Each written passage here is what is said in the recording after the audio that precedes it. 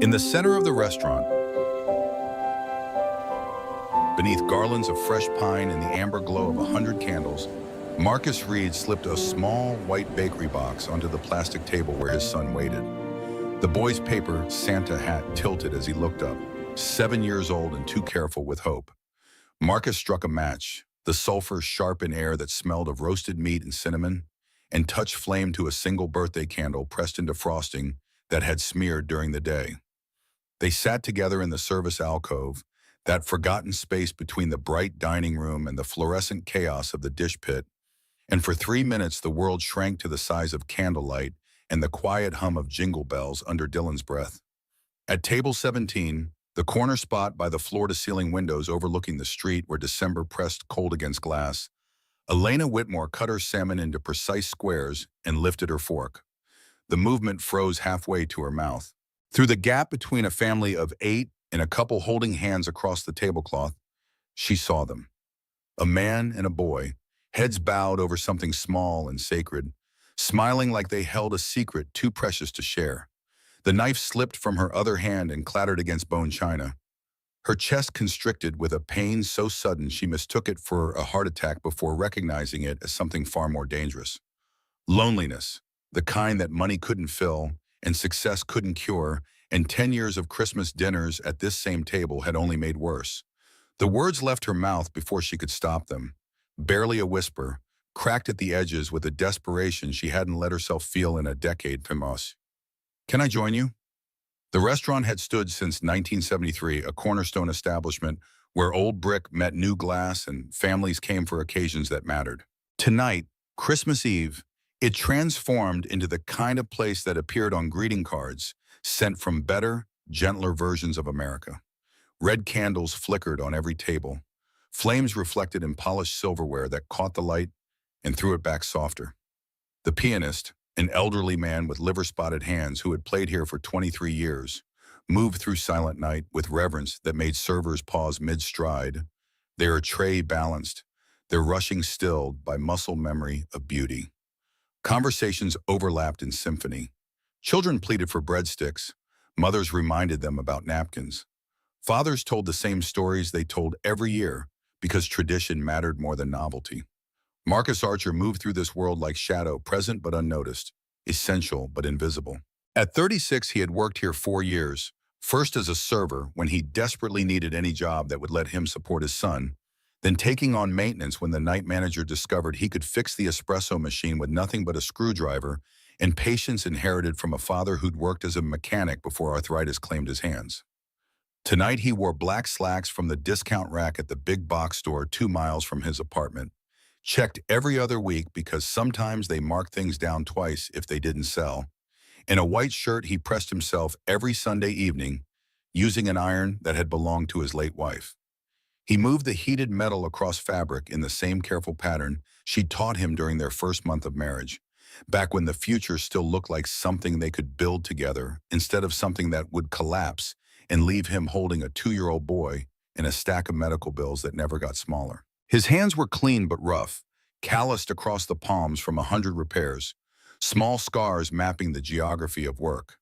A burn from the grill when he'd helped the line cook during a rush. A slice from the box cutter when he was unloading supplies. The permanent groove in his right index finger from years of gripping screwdrivers. These were hands that knew labor intimately and had made peace with it, though peace looked less like acceptance and more like resigned agreement that this was how life worked for men like him. Men who'd peaked in high school as decent athletes with decent grades and then discovered that decent didn't pay rent or buy asthma medication or cover the gap between what grocery stores charged and what food stamps provided.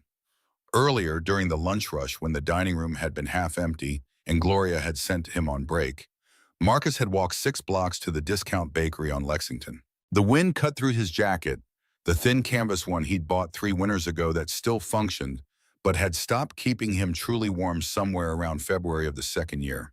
Inside, the bakery smelled like sugar and yeast and the particular sadness of day-old goods.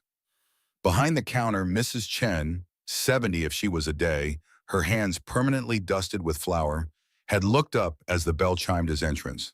She knew him. Everyone who worked for tips in a 5-block radius knew each other. That fraternity of people whose livelihoods depended on strangers' generosity and who understood without speaking that solidarity mattered when the world treated you as interchangeable. The clearance rack held 3 cupcakes, marked down because the frosting had smeared during transport, or the edges had dried, or simply because they'd survived past the arbitrary deadline that separated full price from desperate. Marcus had picked up the chocolate one, vanilla frosting crushed on one side where it had pressed against the box, the swirl that should have looked deliberate instead looking like evidence of mishandling. $3 reduced to $1.50.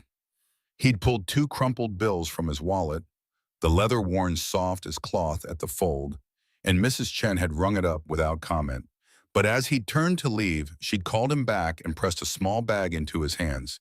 2 fortune cookies, the kind she gave away free with orders over $10, which his had not been.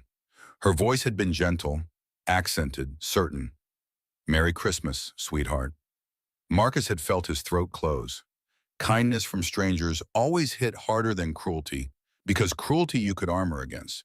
But kindness found the gaps in your defense and struck bone. He'd managed to mumble thanks and walk back to the restaurant with the bag clutched against his chest like it contained something more valuable than a damaged cupcake and 2 fortune cookies that probably held fortunes about prosperity and good luck.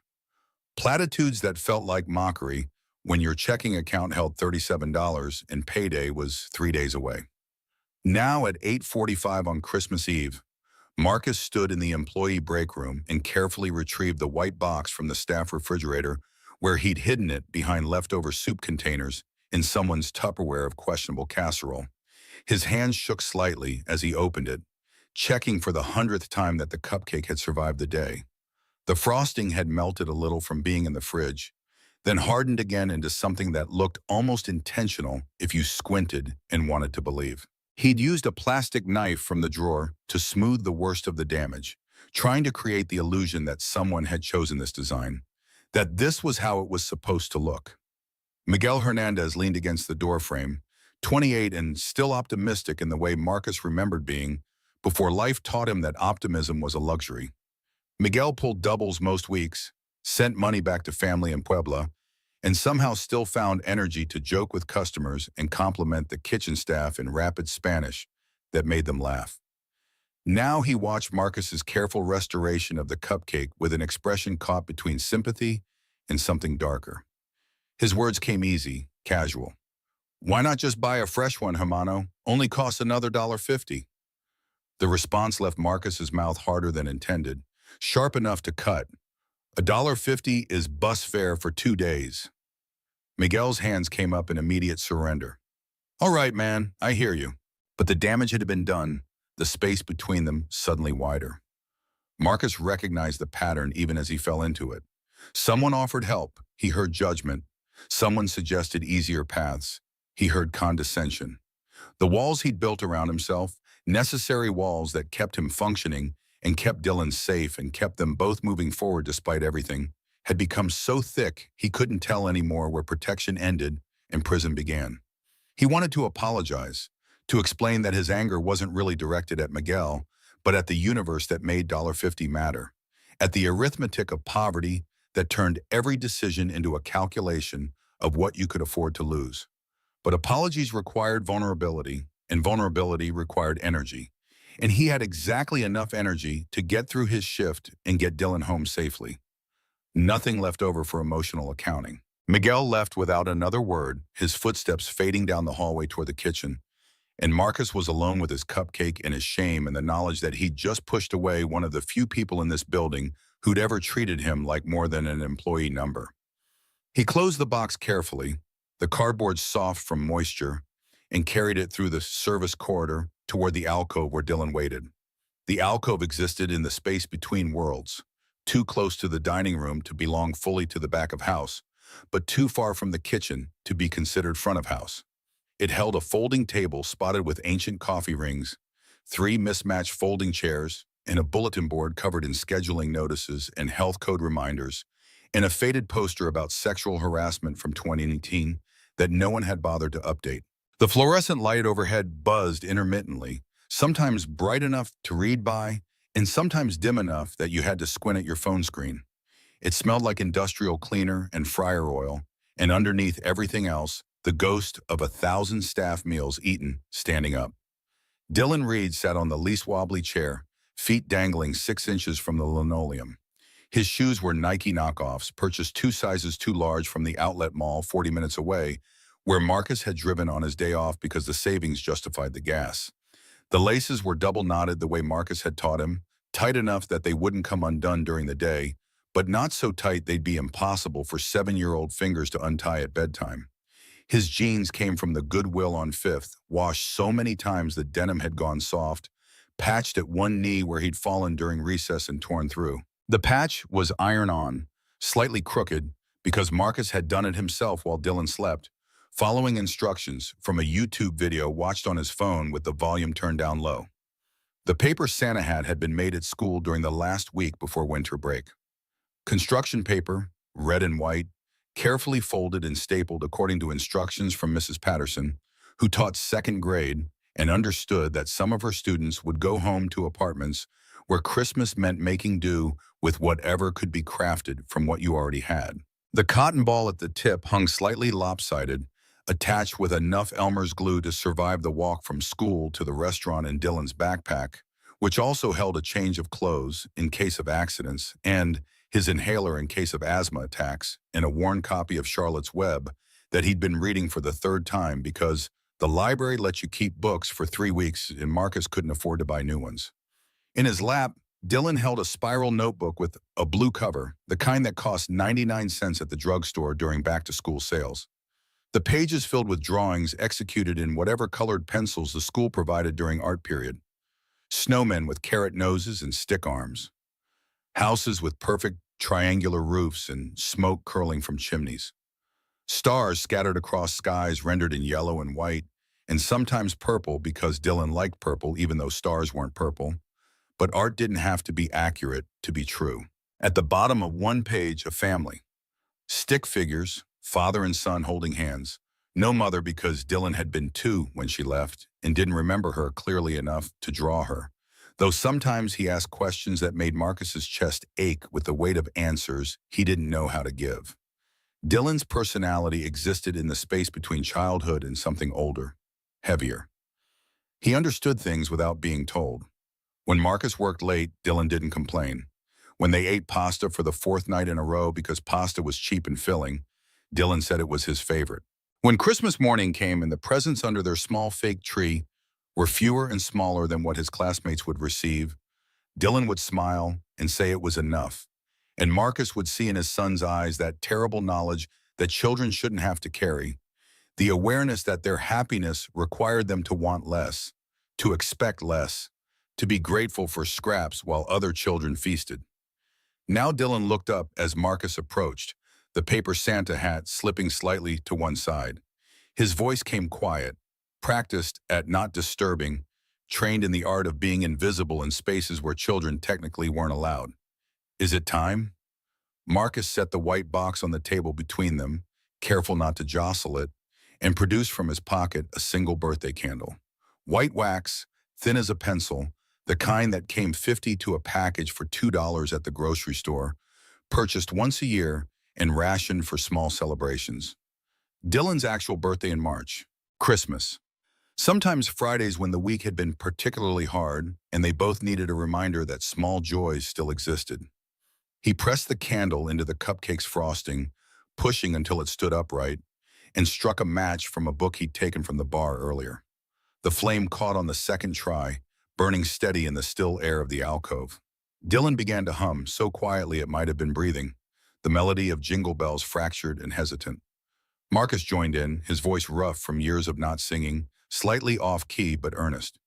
For 3 minutes and 40 seconds they existed in a bubble of their own making, a private world where poverty didn't matter because they had each other, where a $1.50 cupcake tasted like abundance because it was shared with love, where Christmas happened in a service alcove instead of under a decorated tree in a house with a mortgage because location was less important than presence. Dylan's voice broke the humming, barely louder than the buzz of the fluorescent light, fragile as spun glass. I'm sorry we can't go home and have a big dinner like other families.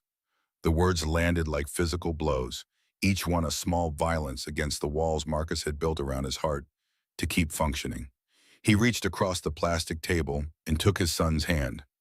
Dylan's fingers were cold despite the warmth of the restaurant, always cold because he was too small to generate enough body heat, and the winter coat from the thrift store was serviceable but not perfect, good enough to keep him from freezing, but not good enough to keep him truly warm.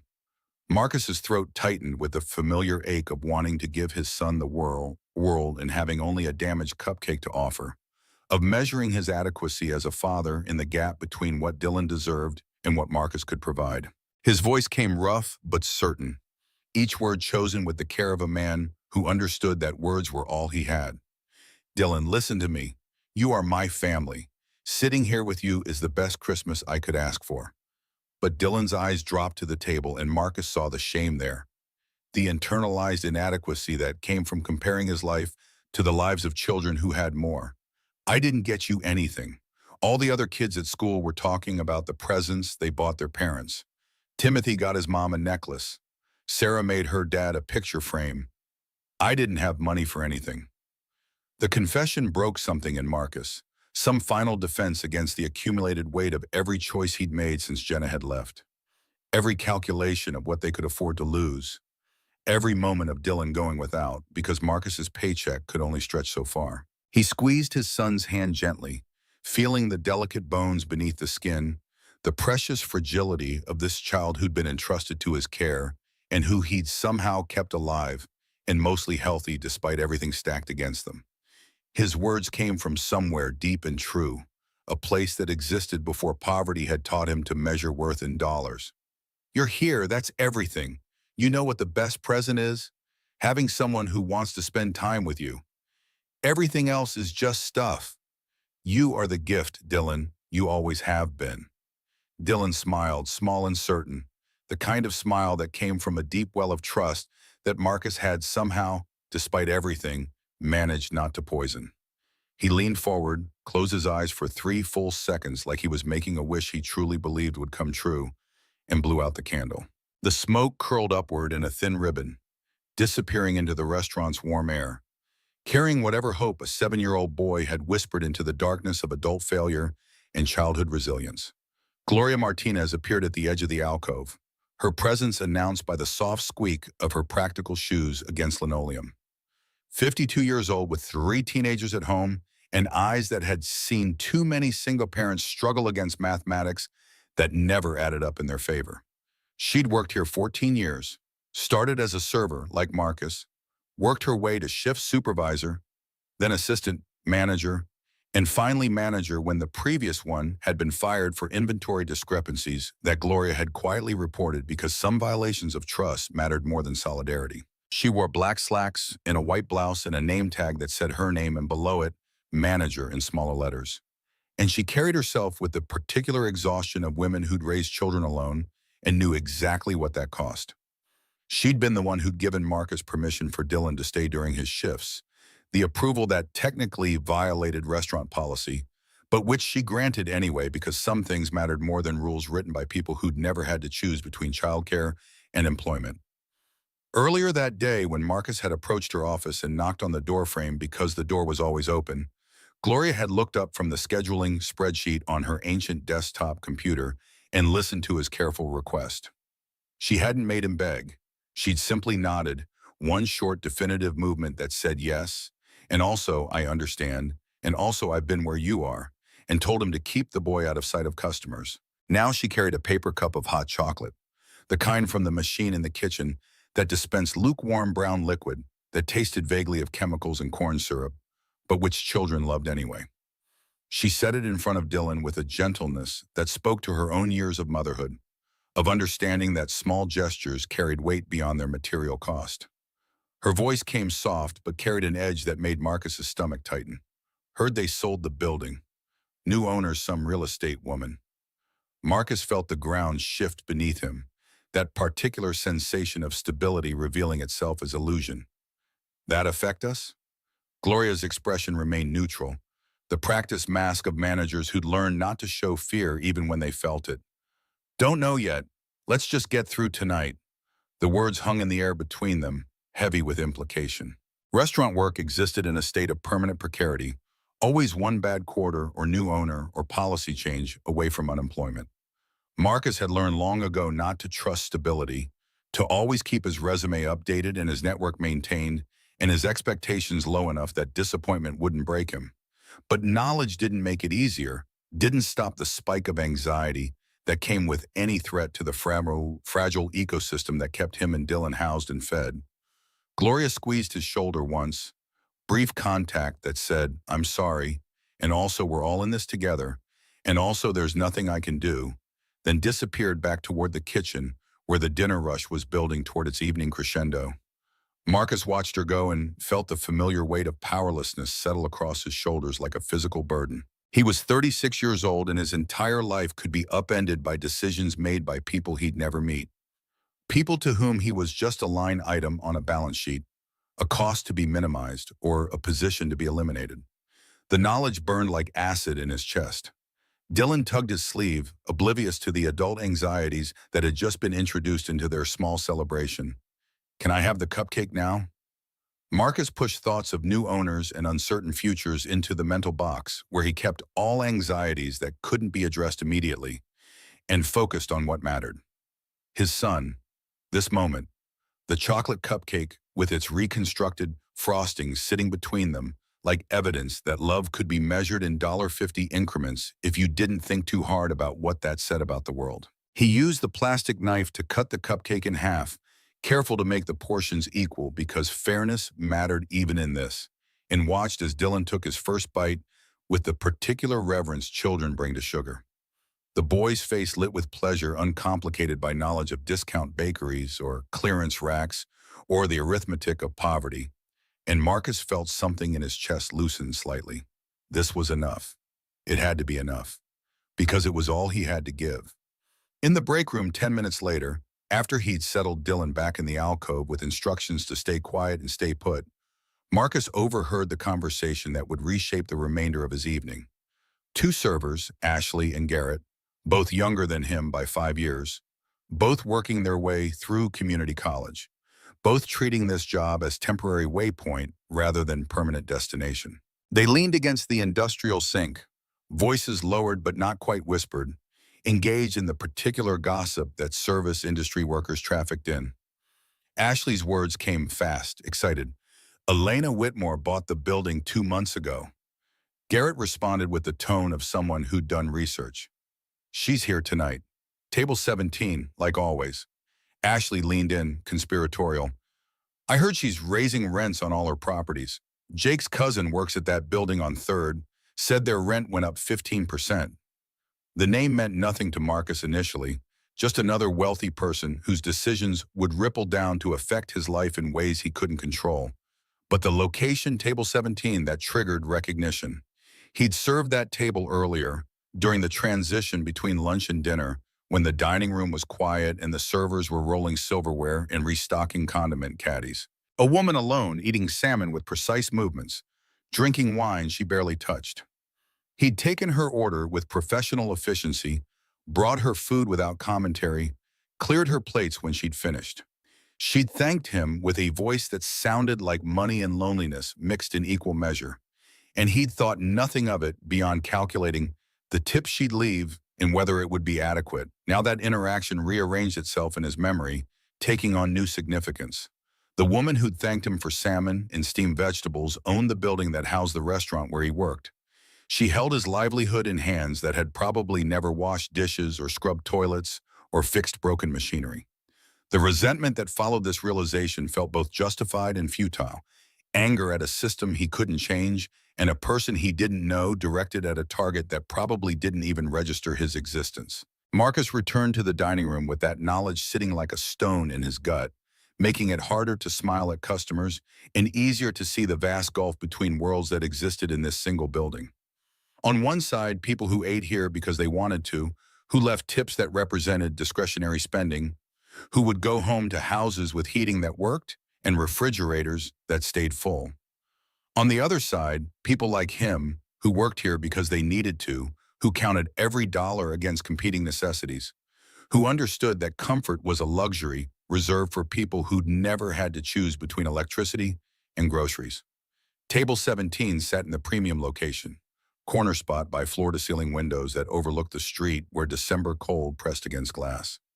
The view showed the city lit for Christmas, lights strung across street lamps, storefront windows decorated with fake snow and mechanical Santa displays. From inside the warm restaurant, it looked beautiful, the kind of scene that appeared on postcards and in movies about the magic of the season. Marcus wondered what it looked like to people on the street, looking in at the warm, golden light and the well-dressed diners and the abundance that seemed so natural from the inside, but which required entire armies of invisible labor to maintain. Elena Whitmore sat alone at that coveted table, surrounded by empty chairs that emphasized rather than diminished her solitude. At 34, she had built an empire in commercial real estate, the kind of success story that got written up in business magazines with headlines about vision and determination and the particular breed of ruthlessness required to succeed in a man's world. She'd purchased her first building at 28 with a loan that would have crushed most people, turning it into profit within 18 months through renovations she'd overseen personally and rent increases she'd implemented without hesitation. By 30, she'd owned 5 buildings. Now she held properties in 7 states, each one managed with cold efficiency that had made her wealthy and utterly alone.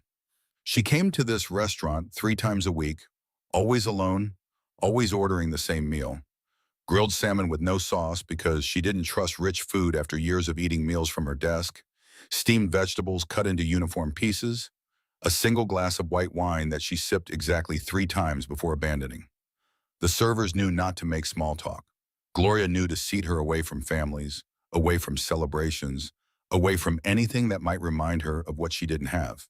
Tonight, she wore charcoal cashmere that had cost $800 but felt like any other sweater, and pearl earrings that had belonged to her grandmother, one of the few people who'd loved her without conditions and who died when Elena was 14, leaving behind a silence that still echoed. Her table was set for one. It was always set for one. Single napkin folded into the shape of a swan, single water glass perspiring gently in warm air, single menu that she never opened because she always ordered the same thing, as if variety might introduce chaos into a life built on control and predictability. She cut her salmon into precise 1-inch squares and chewed each bite exactly 20 times, a habit developed at boarding school when eating was just another task to complete efficiently, when dining halls were places to survive rather than enjoy. The restaurant breathed with warmth and noise in the complicated beauty of human connection. At table 4, a family of 8 sang happy birthday to a little girl who stood on her chair to blow out 5 pink candles on a chocolate cake, her face scrunched in concentration. Her wish whispered so quietly only she would ever know what she'd asked for. At table 9, a couple in their 70s held hands across the tablecloth, embroidered with holly leaves, their fingers intertwined like roots grown together over decades. Wedding rings worn smooth by time and devotion. At table 12, 3 generations shared stories that made them lean in close, conspirators in their own joy, grandchildren hearing for the 100th time about the blizzard of 1980, or the Thanksgiving turkey that caught fire, or the uncle who showed up to his own wedding and fishing waders because he'd lost track of time at the lake. Elena watched it all with the particular ache of someone looking through a window at a party they couldn't join. She'd learned early that achievement was something you could control, that success had rules, and if you followed them, you could build something that looked like fulfillment from the outside, even if it felt hollow within. Her parents had divorced when she was 6, her father remarrying within a year, and starting a new family as if the first one had been practice he could discard once he'd figured out how to do it right. Her mother had moved to Europe and sent birthday cards that arrived 3 weeks late, the signatures increasingly illegible as years passed and guilt accumulated into something too heavy to face directly. Boarding school had taught Elena that if you wanted love, you had to earn it. Straight A's earned approval from teachers. Awards earned pride from administrators. Success earned respect from peers. She'd chased that formula into adulthood, building an empire on the belief that achievement could substitute for belonging, that if she just accomplished enough, someone would finally see her as valuable, as worthy, as enough. But tonight, surrounded by families who seemed to have solved some equation she couldn't figure out, she understood with sudden clarity that the formula had always been wrong. You couldn't earn belonging. It was just given or it wasn't. Earlier that morning in the conference room of her downtown office with its floor-to-ceiling windows overlooking the city she'd conquered, Elena had sat through a board meeting that should have felt like triumph but instead felt like indictment.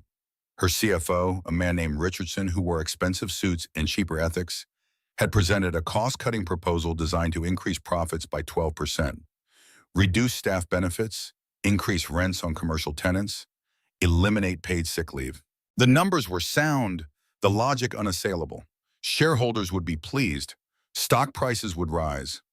Elena had listened with her face arranged in an expression of professional consideration. The mask she'd worn so long it had fused to her actual face, making it impossible to tell where performance ended and person began. Board members had nodded along to Richardson's presentation, asking clarifying questions about timelines and implementation strategies and how to handle potential pushback from tenants. No one had asked about the people whose lives would be impacted, the workers who would lose health insurance, or the small businesses that would close when rent became unaffordable. Those considerations existed outside the spreadsheet, and what existed outside the spreadsheet didn't exist at all. When Richardson had finished his presentation and looked to Elena for approval, she'd given it with a single nod that contained no emotion, no hesitation, no recognition of the human cost embedded in those percentage points. The meeting had ended with handshakes and plans to reconvene in January to review implementation progress.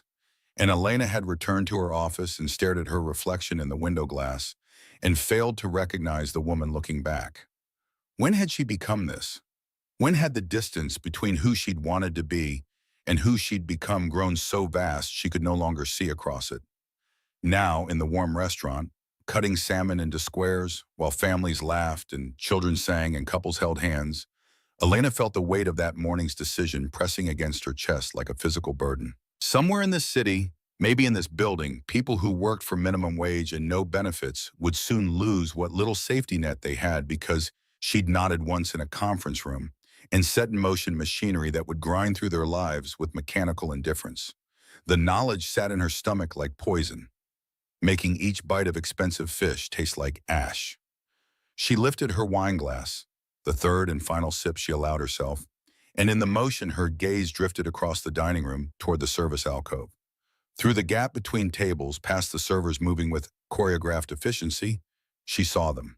The man from earlier, the one who'd taken her order with professional courtesy and eyes that looked tired in a way that went beyond physical exhaustion. And next to him, a boy in a paper Santa hat, small and careful in the way children became when they'd learned too early that the world required them to take up less space. Between them sat something small, a candle flickering in the warm air, and their faces were lit with a joy so pure and uncomplicated it felt like witnessing something holy. Elena's knife slipped from her fingers and clattered against the plate, the sound lost in the ambient noise of the dining room, but deafening in her own ears. She couldn't look away from them, from the way the man's hand covered the boys, from the way they smiled at each other like they'd solved some fundamental equation that had always eluded her. They had nothing. She could see it in the man's worn clothing, in the cheap plastic table, in the soreness of whatever they were celebrating. But they had everything. They had each other. They had belonging. They had the things she'd spent 34 years chasing and never catching because she'd been looking in the wrong direction. Building empires when what she needed was someone to sit with her in the dark and light a candle and smile like she mattered. Something in Elena's chest cracked, a small sound like ice breaking on a frozen lake when spring first arrived. She set down her fork. The salmon remaining on her plate would go uneaten, waste that would get scraped into the trash while people existed in this city who were hungry. The irony wasn't lost on her, but knowing something was wrong didn't automatically provide knowledge of how to fix it. She was 34 years old and controlled assets worth hundreds of millions of dollars, but she couldn't remember the last time someone had genuinely wanted her company, had invited her to join, not because of what she could provide, but simply because they enjoyed her presence. 10 years. 10 years of Christmas dinners at this same table, eating the same meal, drinking the same wine, going home to the same empty penthouse and telling herself it was a choice, that solitude was preferable to the complications of human connection. that she'd built something valuable even if it couldn't hold her when the nights got long and the silence grew teeth. She'd been lying to herself, she understood now. The success was real, but so was the loneliness, and one hadn't canceled out the other. They'd coexisted, two truths running parallel, and she'd spent a decade pretending only one of them mattered. She lifted her hand, the gesture small and tentative. Claire, the young server who'd been assigned to her table, appeared instantly with the supernatural speed of restaurant workers who'd learned to read customer body language. 23 years old, working her way through nursing school, pleasant in the way servers were pleasant when they needed good tips, but had no genuine interest in the people they served. Elena didn't blame her for that. She'd been on the other side of that transaction too many times. The customer who demanded service while remaining fundamentally uninterested in the human providing it. Her voice came quieter than intended, uncertain in a way that would have shocked her board members. That man, in the alcove, is he a guest? Claire followed Elena's gaze, taking a moment to identify who she meant. That's Marcus. He works here, server and maintenance. That's Dylan, his son. The information landed with more weight than it should have. Not a guest, an employee. Someone who worked in this building, whose livelihood depended on decisions made by people like her, whose existence she'd never considered beyond the 30 seconds it took him to bring her salmon and inquire if she needed anything else. She'd looked at him earlier and seen a server, a function rather than a person, and now she understood with sudden visceral clarity how dehumanization worked. Not through active cruelty, but through passive indifference, through systems that let you benefit from someone's labor while remaining carefully ignorant of their circumstances. The words left her mouth before she could calculate their wisdom. Does he often bring his son to work? Claire's expression shifted slightly, moving from professional neutrality towards something softer. Only holidays. He's a single dad. Can't afford a sitter, I think. Gloria lets him as long as Dylan stays out of sight. Single father. Couldn't afford childcare. Bringing his son to work on Christmas Eve because the alternative was leaving him alone or missing a shift, and missing a shift meant missing rent or missing groceries or missing something else that mattered when your margin for error was measured in dollars rather than thousands. Elena felt something twist in her gut, recognition mixed with shame. She'd approved cost-cutting measures that morning that would make lives like his harder, had nodded once in approval of policies that would eliminate the exact kind of flexibility Gloria was showing. And she'd done it without thinking about faces or names, or 7-year-old boys in paper Santa hats eating cupcakes in service alcoves. She stood abruptly, the movement sudden enough that Claire stepped back in alarm. "Miss Whitmore, is everything all right?" The question had no good answer. Nothing was all right. She was 34 years old and successful by every metric that mattered to the world, and completely alone, and suddenly urgently aware that those facts were connected. That her success had been built on the careful maintenance of distance between herself and other humans. That empire building required you to see people as resources rather than persons. And she'd gotten so good at it, she'd forgotten how to do anything else. Her voice came steadier than she felt. "I need to speak with him." Claire's concern deepened. With Marcus? Did he do something wrong? The assumption landed like a blow. Of course, that would be the first thought. Rich customer wants to speak to employee. Must be a complaint. Must be a problem. Elena understood suddenly how power worked, how her mere presence created fear in people who couldn't afford to displease her, who lived in a state of permanent precarity where one complaint could mean termination. One termination could mean eviction. One eviction could mean the kind of spiral from which recovery became impossible. Her words came firm, definitive. No, nothing wrong. She walked across the dining room before she could talk herself out of it, before calculation could overtake impulse, before the part of her brain that had kept her successful and isolated could reassert control. Her heels clicked against hardwood floor, the sound marking each step towards something she couldn't name but desperately needed. A few heads turned as she passed, recognition flickering in some faces. She wasn't famous in the way actors or athletes were famous, but in certain circles, her face appeared often enough that people who followed business news might recognize her. She'd spent years cultivating that recognition, understanding that reputation mattered in real estate, that being known as tough and uncompromising gave her advantages in negotiations. Now that reputation felt like a cage, each article written about her ruthlessness adding another bar, until she'd built a prison so secure even she couldn't escape. The irony was that she'd done it to herself, that every decision to prioritize profit over people, every time she'd chosen spreadsheets over sympathy, had been her own choice. No one had forced her to become this. She'd done it willingly, believing it was necessary for success. And maybe it had been necessary, but the cost was becoming unbearable. Marcus looked up as she approached. He was in the process of putting the candle back in his pocket, his hands moving with the economy of motion that came from years of doing small tasks efficiently. Dylan held the remains of the cupcake in both hands, careful not to smudge the frosting, chocolate on his upper lip in a way that made him look impossibly young. For a moment, Marcus's face showed confusion, then worry. In his experience, when someone from the dining room approached him, it meant a complaint about service or a request for something else or some violation of the invisible rules that governed the space between customers and workers.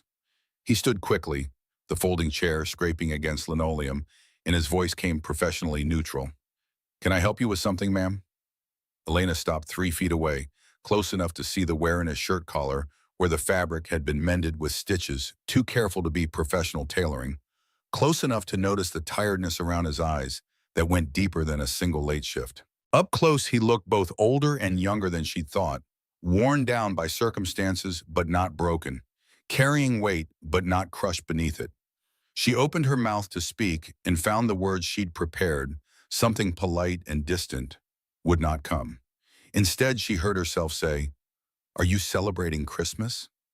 Dylan looked at his father, then at the woman, his face moving through uncertainty before settling on politeness. "Yes, ma'am."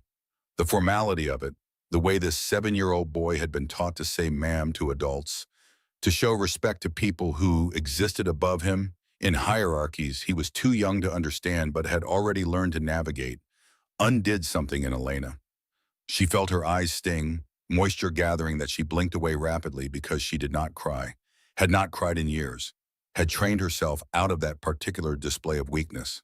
But the tears came anyway, disobedient and honest, and she understood she was standing at a crossroads between the person she'd become and the person she might still choose to be. Her voice came quieter than she'd intended, vulnerable in a way that would have horrified her board members. "It looks lovely." Marcus's posture relaxed slightly, the tension in his shoulders easing. "Thank you. We were just finishing up."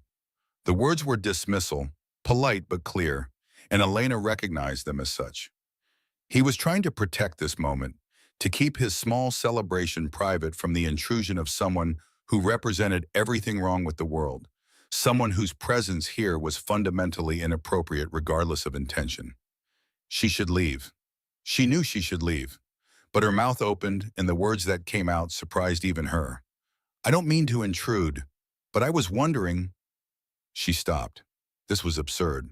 She was a woman who negotiated billion-dollar deals without flinching, who'd built an empire on calculated risks and strategic decisions, and she could not ask a simple question of a man who earned minimum wage and his 7-year-old son. The paralysis felt complete, the gap between what she wanted and what she could request too vast to cross. She turned to leave, apology forming on her lips, but Dylan's voice stopped her. Clear and certain, the way children spoke before the world taught them to be suspicious. "You can sit with us. We have an extra chair."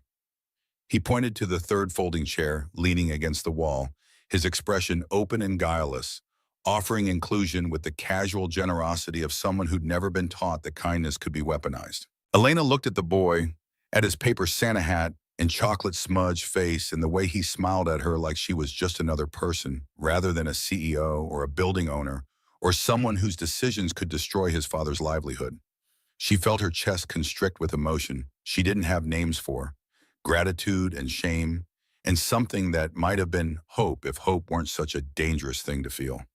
Marcus glanced at his son, then at Elena, and something shifted in his expression. He saw something in her face that he recognized, that he'd seen in his own mirror on mornings when Dylan was still asleep and the apartment was too quiet, and loneliness felt like physical pressure against his chest. His voice came slowly, cautiously, a man making a decision he couldn't quite justify but couldn't quite refuse. It's not much, but you're welcome to join us. Elena's breath caught. She'd expected rejection, had prepared herself for it, had already begun constructing the retreat back to table 17 in the familiar comfort of isolation. But he was offering inclusion, this man who had every reason to resent her and no reason to show her kindness. She managed to nod, not trusting her voice, and Marcus unfolded the third chair with movements that suggested this was not quite real, that he was moving through a dream where normal rules had been temporarily suspended. The alcove was small, meant for one person on break or two if they were friendly. With three people, their knees nearly touched beneath a plastic table that could barely hold a cupcake and Dylan's notebook. But Elena sat as if it were the finest seat she'd ever occupied, the cashmere sweater that cost $800 pressed against a folding chair that probably cost $12, and the juxtaposition felt like commentary on every choice she'd made in her adult life. Dylan, ever the host, pushed what remained of the cupcake toward her. Would you like some? Elena looked at the damaged frosting, the chocolate cake that had been marked down because it wasn't perfect enough to sell at full price, and felt something break inside her chest. She'd eaten at Michelin-starred restaurants where single meals cost more than this man probably earned in a day, had consumed food prepared by chefs whose names appeared in magazines, and none of it had ever tasted like anything more than fuel. But this cupcake, offered by a child who understood scarcity in ways she'd spent her adult life trying to ignore, felt like the most valuable thing she'd ever been offered. Her voice came thick with emotion she couldn't control. I couldn't. That's yours. Dylan's response came with the simple wisdom of children who'd been taught important truths. Dad says sharing makes things better. Elena looked at Marcus. He shrugged, a small movement that said he'd taught his son this because it was true, because in a world where you had very little, sharing was how you created abundance, how you transformed scarcity into community. She carefully broke off a small piece of the cupcake, the smallest piece possible, afraid of taking too much from people who had too little.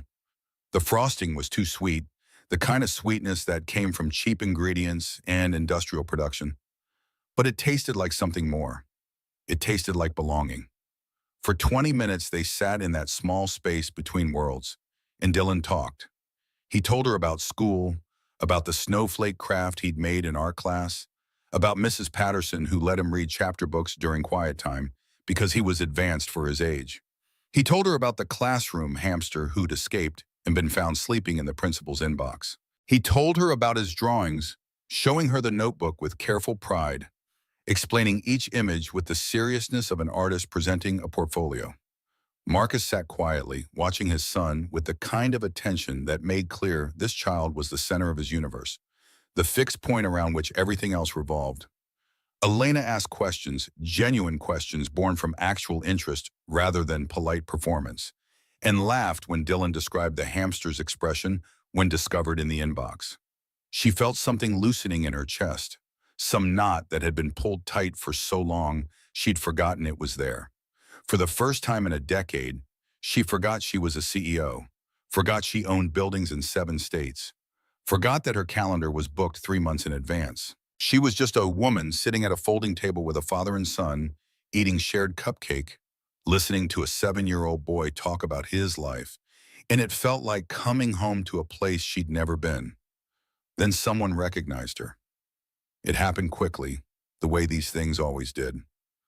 A man from table 8 stood to use the restroom, walked past the alcove, and did a double take that would have been comical if it weren't so destructive. His voice came too loud, carrying across the sudden hush that fell. Miss Whitmore, I thought that was you. Elena recognized him vaguely, an investor she'd met at some conference where men in expensive suits had asked her aggressive questions disguised as compliments. His face carried the particular smugness of people who believed their recognition conferred status on those they recognized. She looked up from where she sat wedged between Marcus and Dylan, the three of them crowded around a table meant for solitary meals, and felt the moment crystallize into something that would shatter everything. The man's voice carried enthusiasm that sounded like accusation. Having dinner with the staff? That's very generous of you. The word generous hung in the air like indictment. Around them, conversations stuttered then resumed at lower volumes. That peculiar shift that meant people were now listening while pretending not to. Elena saw phones come out at neighboring tables, not raised for obvious photographs, but held at angles that suggested discreet documentation. The man's wife leaned toward the couple at the adjacent table, whispering with the urgency of someone sharing classified information. Within seconds, screens glowed as people Googled her name, verified what they'd heard, began constructing narratives about what they were witnessing. Marcus noticed the phones first. His entire body tensed, shoulders drawing up in defensive posture that came from years of understanding how quickly situations could deteriorate when you had no power to control them. He saw the way people angled their cameras, the way whispers spread like contagion through the dining room, and understood with sick certainty that something private had just become public. His stomach dropped as the implications cascaded. This woman wasn't just another customer. She was Elena Whitmore. The Elena Whitmore, the woman whose name appeared in business sections above words like ruthless and acquisition, and according to the gossip he'd overheard, the woman who'd just purchased the building that housed his livelihood. Gloria emerged from the kitchen, her face tight with concern that bordered on panic. She'd managed restaurants long enough to recognize when situations required intervention, and the way the dining room had shifted from celebration to spectacle triggered every alarm her experience had installed. She approached the alcove with quick steps that tried to look casual, her eyes moving between Elena and Marcus and the phones that had multiplied like hydra heads, each one documenting this moment for purposes she couldn't control and Marcus couldn't afford. Her voice came low, meant only for Marcus. "Everything okay here?" The question had no good answer. Marcus looked at Gloria, saw the fear in her eyes that mirrored his own, and understood that this moment would have consequences that extended beyond tonight. His boss was asking if he was okay, while his actual boss sat 3 feet away, and the power dynamics of that arrangement suddenly felt like standing on ground that was crumbling beneath him. He stood abruptly, the folding chair scraping against linoleum with a screech that cut through the ambient noise. The words left his mouth harder than intended, sharp enough to wound. "Did you think this was amusing?" Elena stood as well, her face draining of color as she recognized what was happening, how the moment had transformed from connection to spectacle. She reached towards him, a gesture of connection or apology or something she couldn't name. But Marcus stepped back like her touch might burn. His voice came louder now, fueled by fear disguised as anger. "Slumming it with the working class on Christmas Eve? Is this some story you'll tell at your next board meeting? The time you ate cupcakes with the help?" Dylan shrank back in his chair, the paper Santa hat sliding forward as if it could hide him from the sudden violence of adult emotions. He looked between his father and the woman who'd seemed so kind moments ago, trying to understand how things had shifted so quickly from warmth to this. The confusion on his face was its own kind of devastation. Elena's voice came desperate, trying to reach through Marcus's defenses. "No, that's not..." But Marcus was past hearing, past rationality, operating on instincts honed by years of understanding that people with power use people without it for entertainment, for image management, for whatever purposes suited them. His words came fast and cutting. "Then what was it? You own this building. You know everyone here is talking. You know what this looks like." Around them, the dining room had gone fully quiet, conversations abandoned in favor of witnessing whatever drama was unfolding. Phones recorded openly now, no longer bothering with discretion. Elena could feel the weight of all those eyes, all those lenses, documenting her humiliation with the kind of attention that would follow her into tomorrow and next week and possibly forever. Because the internet never forgot, and wealthy people being taken down by workers they'd wronged was the kind of story that spread with viral intensity. She reached for her purse, the instinct so deeply trained it operated without conscious thought. Write a check, smooth things over with money, turn human connection into transaction, because that was the language she spoke fluently, the only vocabulary she'd mastered for navigating emotional terrain that remained otherwise incomprehensible. But Marcus's expression stopped her mid-motion, his face showing exactly what he thought of that particular solution. His words came quieter now, but no less devastating. I don't want your charity. I don't want your pity. I want... He stopped, awareness crashing over him that Dylan was listening, that his son was watching him treat someone with cruelty that would require explanation later, that he was modeling exactly the kind of behavior he'd always taught Dylan to avoid. His voice dropped to something that approached neutral, but couldn't quite reach it. I think you should go. Elena looked at Dylan, at the child who'd offered her cupcake and inclusion without hesitation, who'd smiled at her like she was just another person rather than a threat or a resource or something to be managed. The boy sat motionless now, the hat clutched in small fists, his face showing the kind of adult disappointment that children should never have to learn. She'd come here seeking connection and instead had brought chaos into the one corner of this building where something genuine had existed, however briefly. Her voice came barely audible, a whisper that contained more genuine emotion than any presentation she'd delivered in a boardroom. I'm sorry. Then she turned and walked away. The dining room remained silent as she crossed it, every eye tracking her progress toward the hostess stand where she'd left her coat. The pianist had stopped playing. Servers stood frozen mid-stride. The only sound was the click of her heels against hardwood and the ambient hum of the building's heating system. Mechanical breath that continued regardless of human drama, unfolding within its walls. She collected her coat without looking at the hostess, pushed through the front door into December cold that hit like physical assault. The sidewalk stretched empty in both directions, pools of light from street lamps creating islands in the darkness. Her breath misted in air that smelled like snow and car exhaust in the particular loneliness of cities at night. She stood there for 30 seconds that felt like hours, her phone clutched in one hand before realizing she was crying. Not the careful tears she'd allowed herself in private moments when the weight of isolation became briefly unbearable before being packed away again. These were the deep, wrenching sobs that came from places she'd walled off so thoroughly she'd forgotten they existed. The kind of crying that shook her entire body and made it impossible to maintain the composed exterior that had protected her for decades. She'd just experienced genuine human connection for the first time in years, and she'd destroyed it, or it had been destroyed, or maybe it had never been real in the first place, and she'd been delusional to think that someone like her could sit at folding tables with people like them. Her car service appeared within minutes of her summons, the black sedan pulling to the curb with the quiet efficiency of services that catered to people who paid premium rates for reliability. The driver didn't comment on her tears or ask if she was all right, trained in the discretion that wealthy clients required.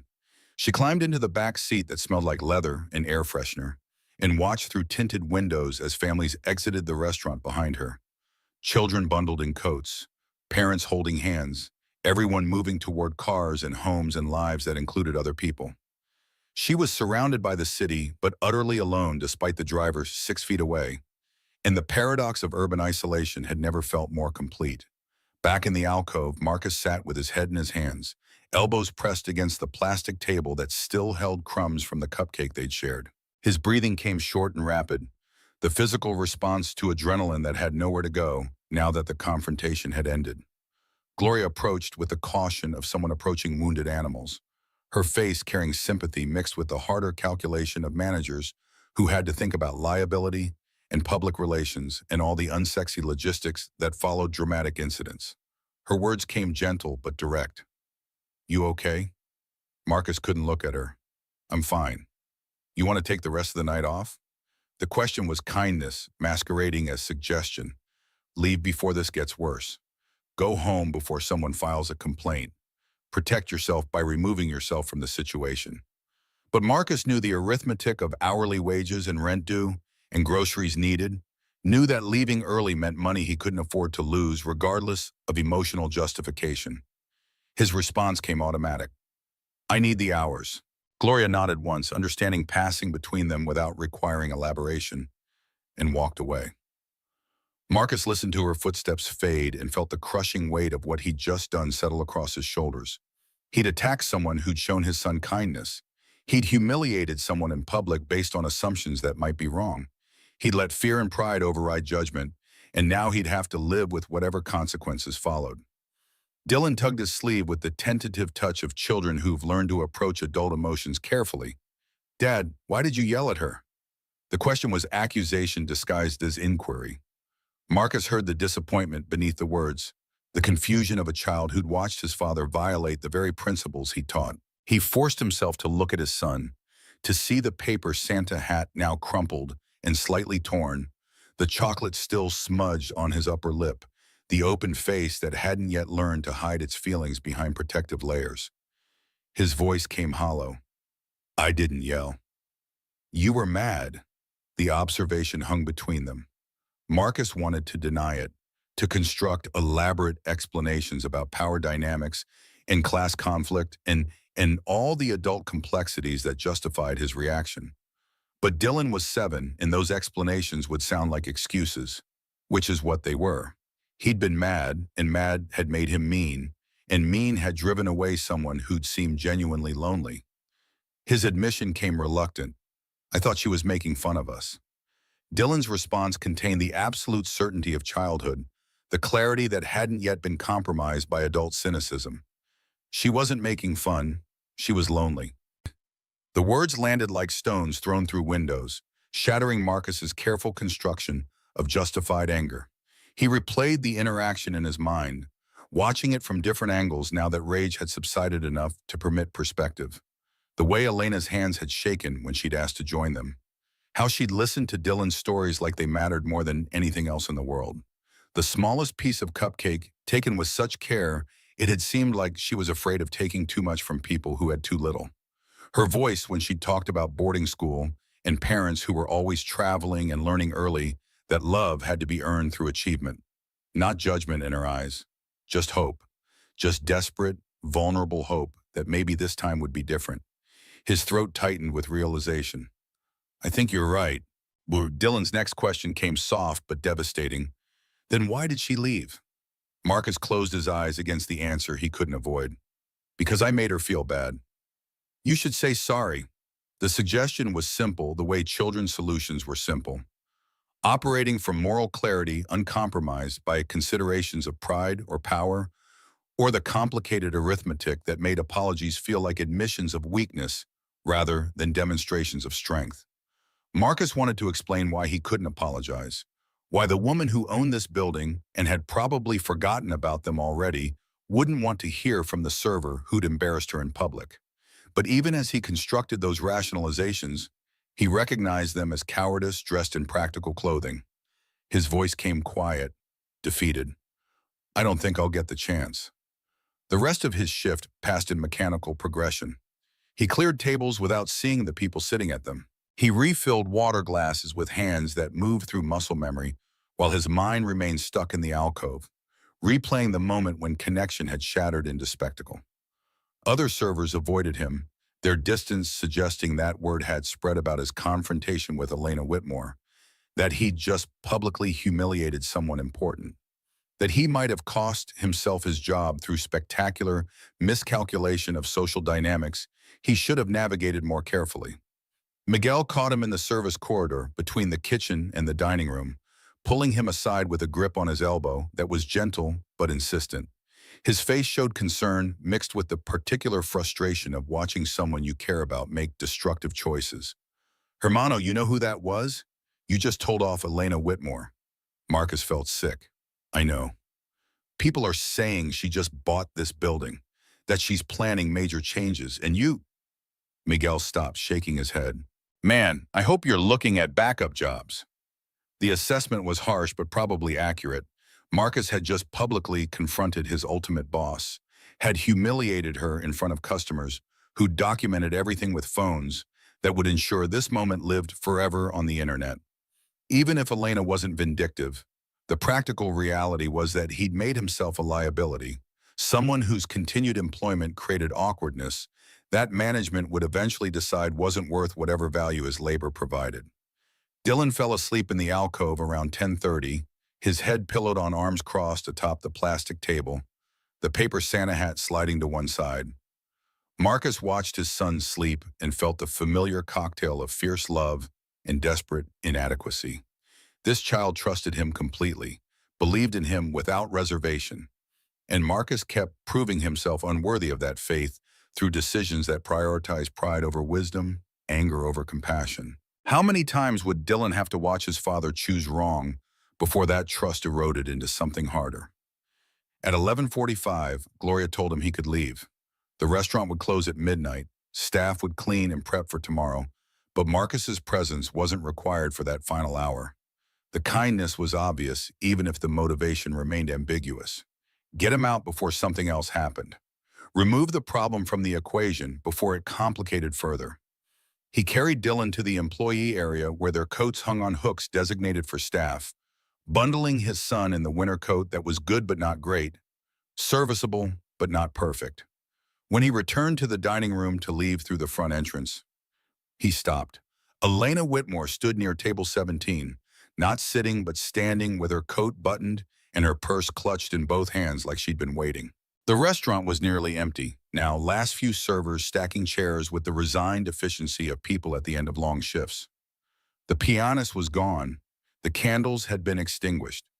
Only the overhead lights remained, harsh and unforgiving, making everything look cheaper and more worn than it had appeared under atmospheric illumination. Marcus approached slowly, Dylan heavy and warm against his shoulder. Elena turned at the sound of his footsteps, and he saw her eyes were red, mascara slightly smudged in a way that suggested she'd cried hard and recently. The sight of that imperfection, that evidence of genuine emotion from someone who'd seemed so composed hours earlier, shifted something in his chest. Her voice came before he could speak. I came back to apologize. You don't need to. I do. She took a breath that shook slightly. I'm sorry for putting you in that position. I wasn't thinking about how it would look. Marcus sat Dylan down gently in a nearby chair, the boy stirring but not waking, and turned to face Elena fully. The space between them contained all the complicated geography of class and power and the ways humans hurt each other through indifference or intention or the terrible combination of both. He saw her now, really saw her, and recognized in her face the same loneliness he confronted in his mirror on mornings when Dylan was still asleep, and the apartment was too quiet, and the future looked like infinite repetition of barely getting by. His words came quiet but certain. I'm the one who should apologize. I accused you of things that weren't true. You were protecting your son. That's not something to apologize for. They stood in the near-empty restaurant, two people from different worlds who'd found themselves in the same moment of recognition, seeing in each other the mirror of their own isolation. Elena's fingers twisted around the strap of her purse, nervous gesture from someone who probably hadn't felt nervous in years. Marcus kept his hands in his pockets because he didn't know what else to do with them, didn't know the protocol for apologizing to someone who could destroy your life with a phone call. Elena's voice came smaller than before. I saw you with your son, and I wanted to feel that, just for a minute. She paused, gathering courage for admission that clearly cost her. I wanted to know what it was like to be part of something. The confession hung between them, raw and honest, and so vulnerable that Marcus felt his defenses crumble.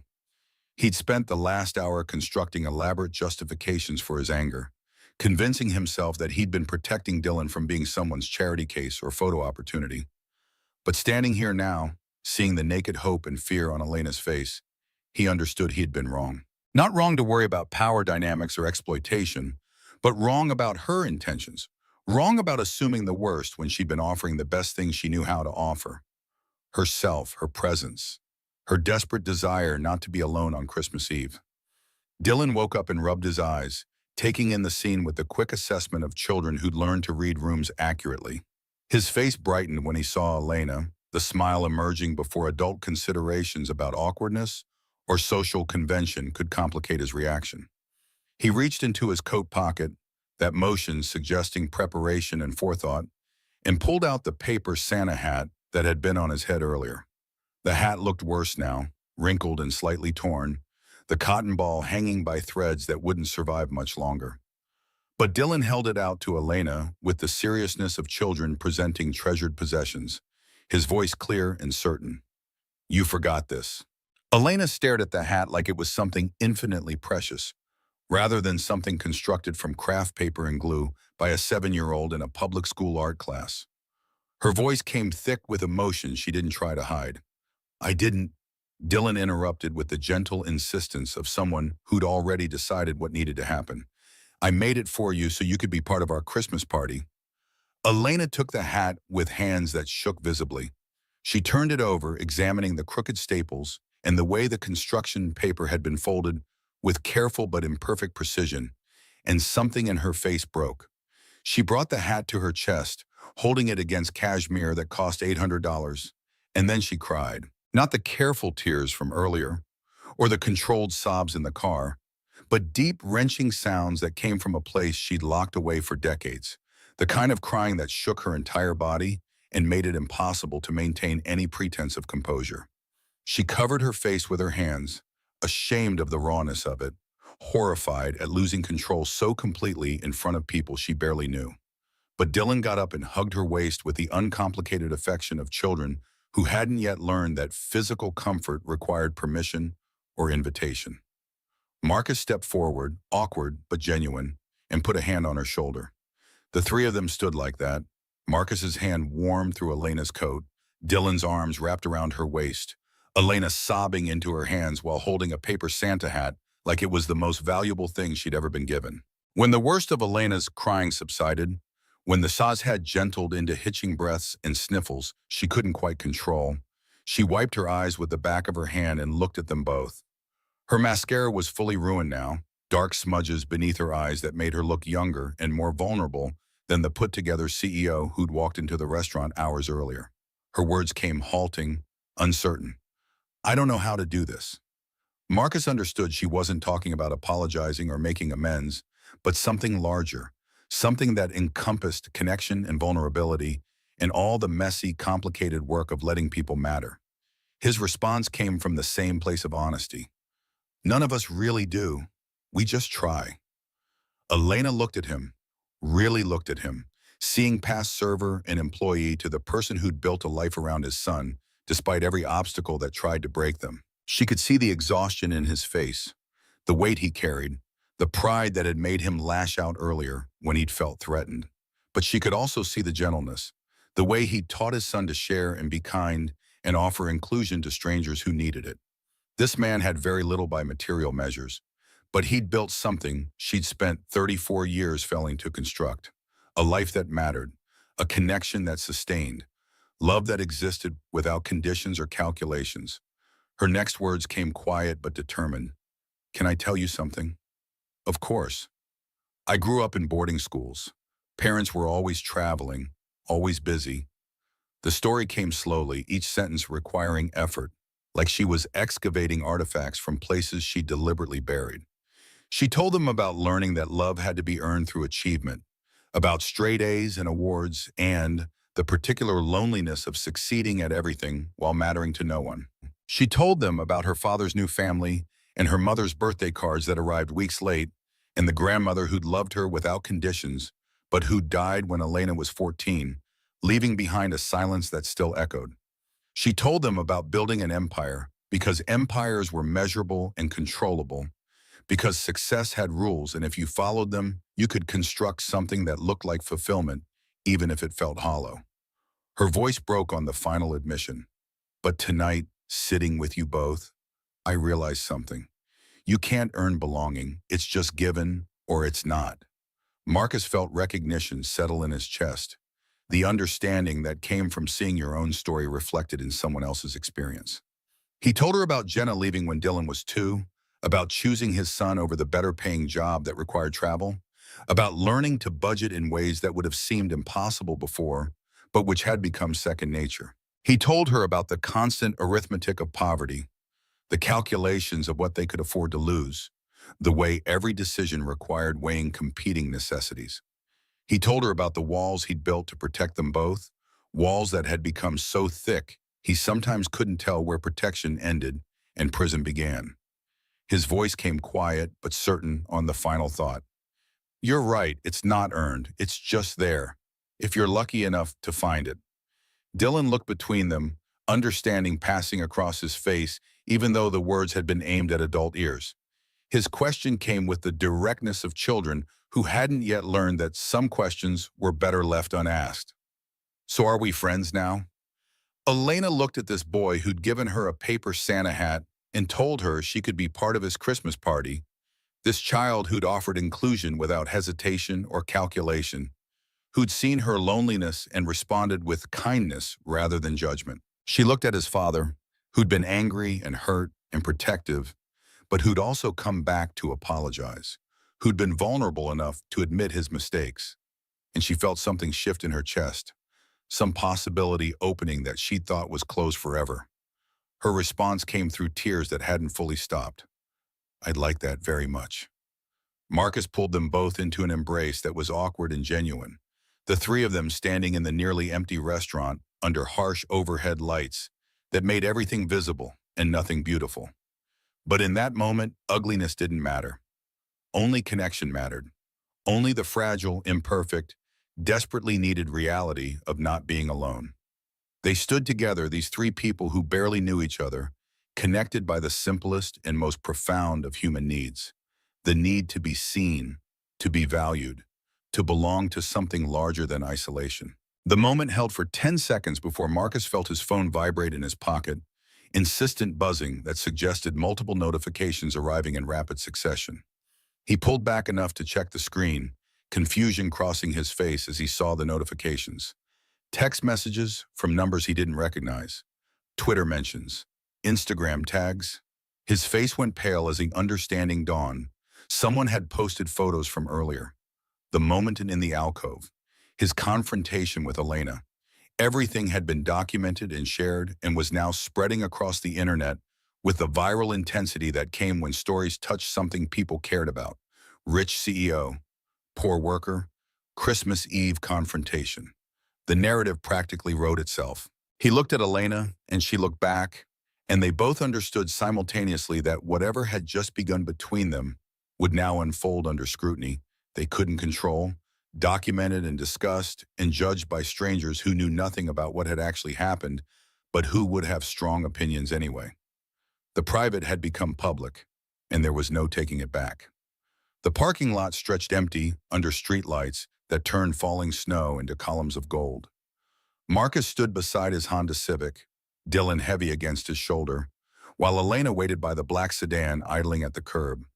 The space between them held all the complicated arithmetic of what happened next, how private moments survive public exposure, whether fragile connections could withstand the weight of attention neither had invited.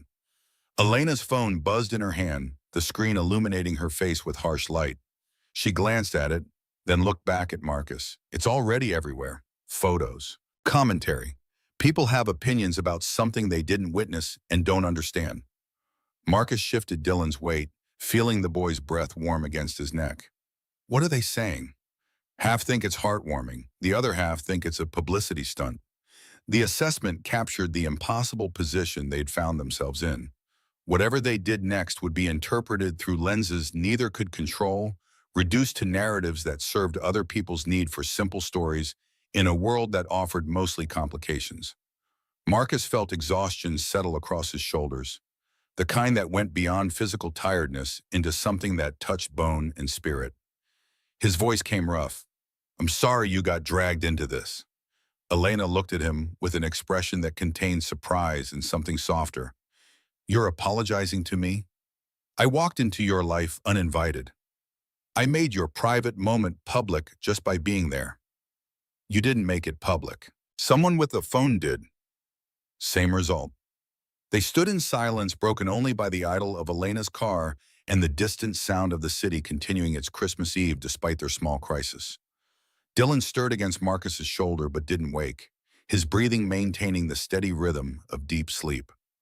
Elena watched the boy with an expression Marcus couldn't quite read, something between longing and regret and a tenderness that looked unpracticed, like she was learning a language she'd never been taught. She pulled a business card from her purse, hesitated, then wrote on the back with pen that materialized from somewhere in her expensive coat. This is my personal number, the one that doesn't go through assistance or get screened by anyone else. Marcus took the card, the paper thick and embossed, the kind that announced importance before you even read what it said. He pulled a napkin from his pocket, the paper thin and already slightly damp from snow, and wrote his number with a pen borrowed from Elena. The exchange felt absurd and perfect. CEO and server swapping contact information on materials that spoke to the gap between their worlds. Elena's fingers brushed his as she took the napkin, contact that lasted half a second but felt created with intention. I'd like to see you again, both of you, if that's something you'd want. Marcus heard the uncertainty in her voice, the vulnerability of someone unused to asking for things she couldn't guarantee. He thought about the internet commentary and the complicated logistics and all the reasons this was a terrible idea.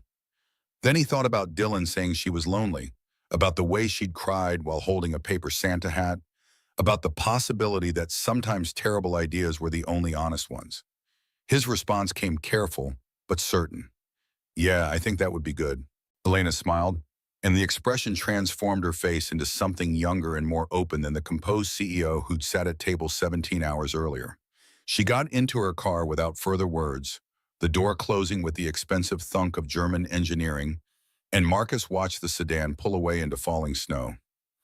He stood there for another minute, Dylan warm against him, holding a business card that felt like both promise and complication, before finally opening his own car door and beginning the drive home to their apartment where rent was due in 6 days and the refrigerator held milk that would expire tomorrow, and life continued regardless of whatever had just shifted. Christmas morning arrived with Dylan bouncing on the pull-out couch where Marcus slept, energy undiminished by late night or disrupted schedule. The apartment was small, one bedroom that Dylan occupied while Marcus made do with the couch that converted into something approximating a bed. The space smelled like the coffee Marcus had started brewing at 5:30 when sleep proved impossible. His mind replaying the previous night until the memories wore grooves he couldn't escape. Dylan tore into presents with the enthusiasm of children who'd been taught to be grateful for whatever they received. A puzzle from the thrift store, pieces checked carefully to ensure none were missing. A book about trains purchased used from the shop near the library. Socks, because socks were practical, and Dylan needed them, and sometimes practical mattered more than exciting. The boy held up each gift with genuine delight, and Marcus felt his chest constrict with the familiar cocktail of love and inadequacy. His son deserved more than secondhand puzzles and used books, deserved the kind of Christmas morning where surprises came wrapped in store paper and abundance was assumed rather than carefully calculated. Dylan paused in his unwrapping to look at his father with the directness that children brought to questions adults spent lifetimes avoiding. Dad, why were you so scared last night? The question landed with precision. Marcus had hoped Dylan hadn't noticed, that the fear had been internal rather than visible. But children who'd learned to read adult emotions for survival purposes missed very little. He sat beside his son on the pull-out couch that hadn't been fully converted back to seating position. Springs creaking under his weight, his answer came slowly, trying to find truth that was honest without being frightening. When those people were looking at us, I got scared they were judging us, that they thought we weren't good enough to be around someone like Elena. That's dumb. The assessment was definitive. Marcus felt something loosen in his chest. Yeah, it is. She liked us. I could tell. Dylan's certainty carried the weight of uncomplicated observation. Adults complicated things with assumptions and fears and the accumulated weight of past wounds. But children sometimes saw clearly precisely because they hadn't yet learned all the ways to be wrong. Marcus pulled his son into a hug that Dylan tolerated for exactly 10 seconds before squirming free to examine his new puzzle, already planning where he'd build it, how the pieces would fit together to create something complete. Marcus's phone sat on the counter charging, the screen showing 47 notifications he hadn't checked because he'd been afraid of what he'd find. Now, with coffee finished and Dylan occupied, he forced himself to scroll through them. Most were from numbers he didn't recognize, messages that ranged from supportive to hostile to bizarrely personal. Strangers felt entitled to opinions about his life, his choices, his fitness as a parent. The attention felt like exposure, like being naked in public while people critiqued your body and found it wanting. But buried among the noise were messages from people who mattered. Miguel checking if he was okay, Gloria letting him know his next shift wasn't canceled, that whatever consequences would follow, immediate termination wasn't among them. And one text from Elena, sent at 6 in the morning, suggesting she didn't sleep much either. Thank you for last night, for giving me a chance. I won't waste it. Marcus read the message 3 times, looking for subtext or manipulation, or the kind of performative sincerity that wealthy people deployed when managing their images. But the words felt genuine, bare of artifice, the kind of message written at dawn when defenses were low and honesty leaked through carefully maintained walls. He typed a response, deleted it, typed another, deleted that one too. Eventually settled on something simple that captured complicated truth. Thank you for coming back. The next 2 weeks passed in a strange limbo where Marcus waited for consequences that didn't arrive but felt perpetually imminent. He worked his shifts expecting every summons to Gloria's office to be termination, every interaction with management to be the moment when patience ran out and he was asked to collect his things and leave. But the termination never came. Gloria treated him normally, which is to say, with the distant professionalism of managers who couldn't afford to be friends with people they might need to fire. Other servers maintained cautious distance, unsure if he was hero or liability, whether association would help or hurt their own precarious positions. On January 2nd, Elena sat in her corner office with floor-to-ceiling windows overlooking the city she'd conquered through acquisition and negotiation, and the particular ruthlessness required to succeed in commercial real estate. The board meeting started at 9, scheduled for 2 hours but likely to run longer because Richardson, her CFO, had prepared a presentation that required defending cost-cutting measures she'd approved before Christmas and reconsidered since. The conference room held 12 people arranged around a table that cost more than Marcus's annual salary. Board members in expensive suits, executives who'd built careers on increasing shareholder value, consultants hired to provide opinions that supported predetermined conclusions. Elena sat at the head of the table with her laptop open to slides she'd prepared last night, working until 3 in the morning, because what she was about to propose would meet resistance, and resistance required overwhelming evidence. Richardson moved through his presentation with the confidence of someone who'd never had his authority questioned. Reduce staff benefits by eliminating paid sick leave. Increase commercial rents by 15% across all properties. Eliminate discretionary spending on building maintenance beyond legal minimums. The projections showed 12% profit increase within 18 months, numbers that board members nodded along to because numbers were clean and people were complicated, and it was easier to focus on what measured easily. When Richardson finished, he looked to Elena for the approval that had always come before, the single nod that turned proposals into policy. But Elena remained still, her hands folded on the table, her expression neutral in a way that made several board members shift uncomfortably. The silence extended past awkward into something that felt dangerous. Her voice came calm but carried an edge that made people sit straighter. I have an alternative proposal. She pulled up her own slides, prepared with the same care she'd brought to every important presentation in her career. But these numbers told a different story. Improve staff conditions instead of cutting them. Paid sick leave, health insurance, living wage. Cost analysis showing initial profit decrease of 12%, offset by reduced turnover, increased productivity, and the harder to quantify benefits of running businesses where people wanted to work rather than had to work. Richardson's face went red as he processed what she was suggesting. That will cost us millions. Long term, it saves money. And short term, we can absorb the cost. A board member, older white man who'd made his fortune in the 80s and considered every decade since a decline from that golden age, leaned forward with barely concealed hostility. Since when do you care about janitors and busboys? Elena felt something crystallize in her chest, clarity that came from knowing exactly who she wanted to be, even if it cost her everything she'd built. Her response came steady and certain. Since I learned they're the reason our properties function, since I understood that people aren't line items on a spreadsheet, they're human beings whose labor creates the value we extract. Since I decided that my grandmother, who cleaned houses to put herself through night school, deserved better than I've been giving people who do the same work now. The room went silent.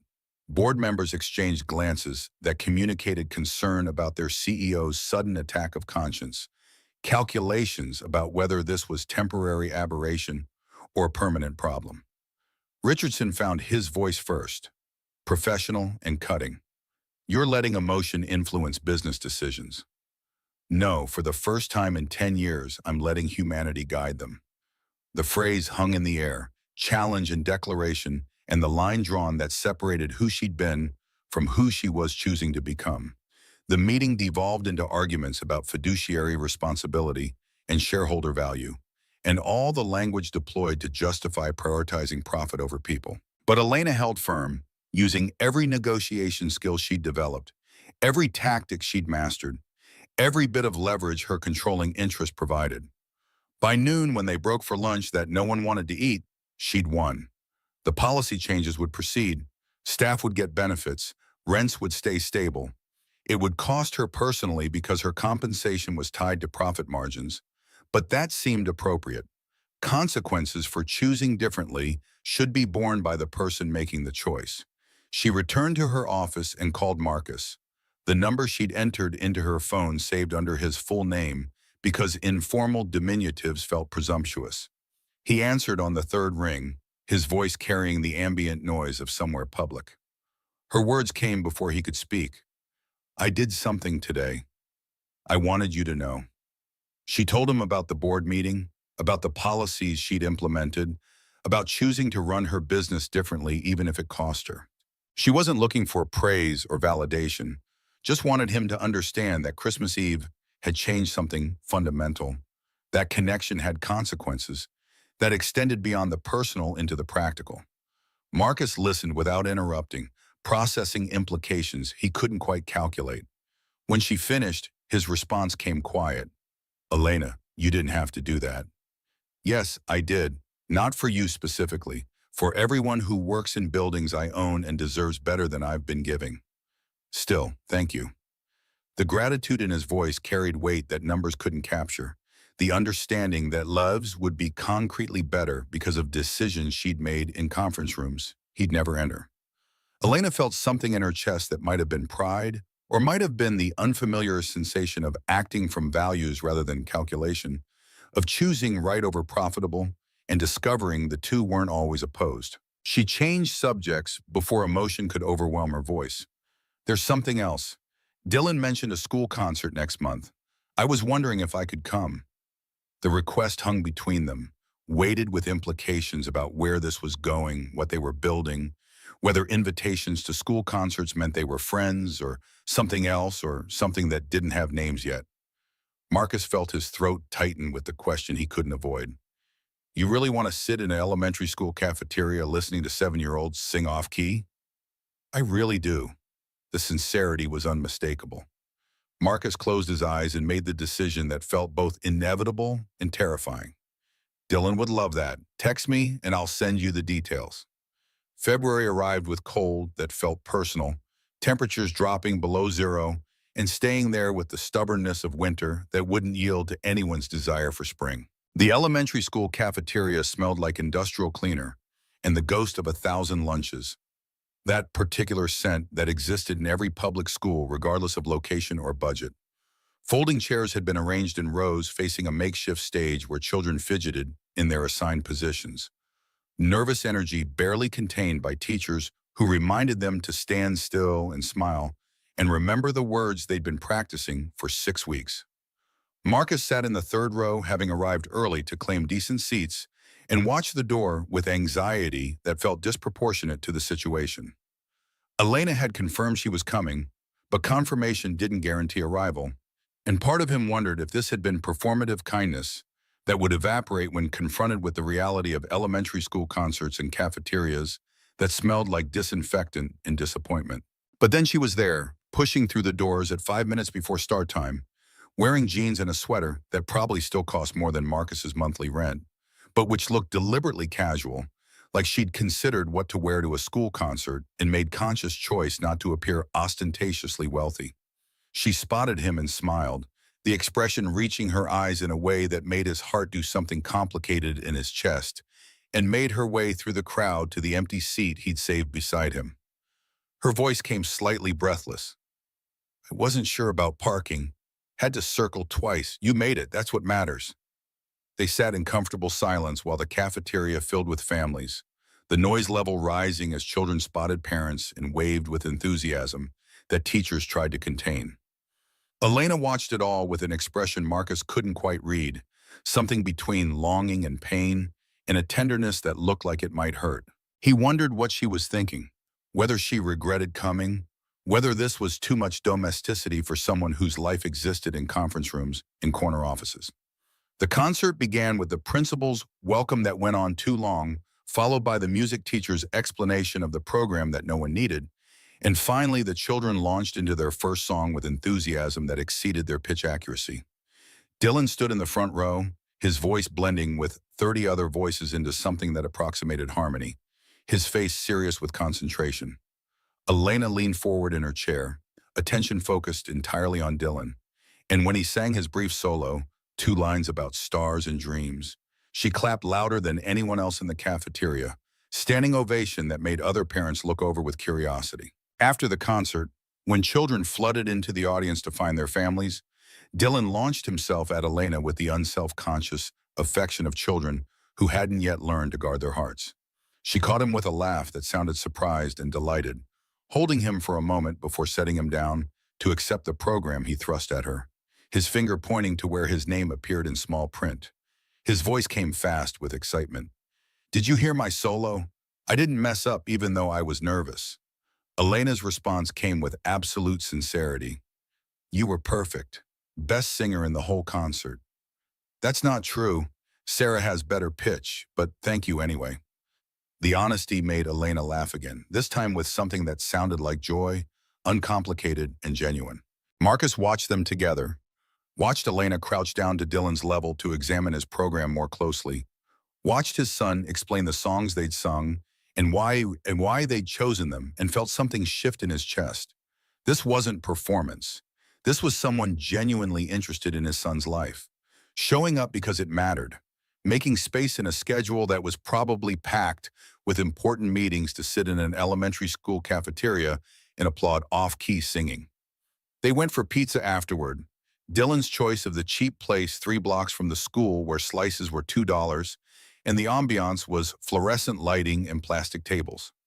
Elena fit herself into the booth across from Marcus and Dylan, eating pizza that had gone slightly cold because they'd had to wait 15 minutes for a table, and participated in conversations about classroom hamsters and recess politics and all the minutiae of 7-year-old life that adults usually tuned out. She asked questions that suggested actual interest, remembered details Dylan had mentioned in previous conversations, made him feel heard in ways that required attention and care. When Dylan went to the bathroom, Elena and Marcus found themselves alone for the first time that evening.